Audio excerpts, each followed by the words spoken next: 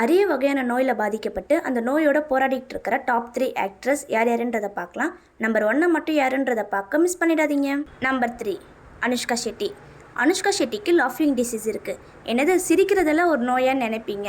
அனுஷ்கா ஷெட்டி சிரிக்க ஆரம்பிச்சிட்டாங்கன்னா 15 நிமிஷத்துலேருந்து 20 நிமிஷம் வரைக்கும் அவங்களால சிரிப்பை நிப்பாட்டவே முடியாது.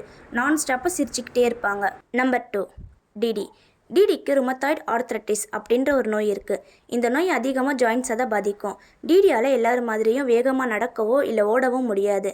ஏன் சுலபமாக நடக்கிறது கூட உங்களுக்கு ரொம்ப கஷ்டம்தான். நம்பர் 1 சமந்தா.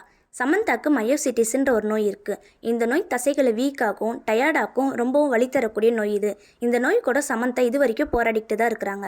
இப்போ நான் சொன்ன இந்த 3 ஆக்டர்ஸ்கிட்டையும் ஒவ்வொரு விதமான நோய் இருக்குது. நோய் இருக்குதுன்னு ஃபீல் பண்ணிட்டு இருக்காம நோயோட போராடிக்கிட்டு கரியர்லையும் ஜெயிச்சிக்கிட்டு இருக்காங்க. இந்த மாதிரி போராடுற ஒவ்வொரு பெண்ணும் சிங்கப்பெண்ணு தான். நீங்களும் உங்கள் வாழ்க்கையில் போராடின விஷயத்த கமெண்ட் பண்ணுங்கள். அப்படியே சேனலை சப்ஸ்கிரைப் பண்ணிக்கோங்க.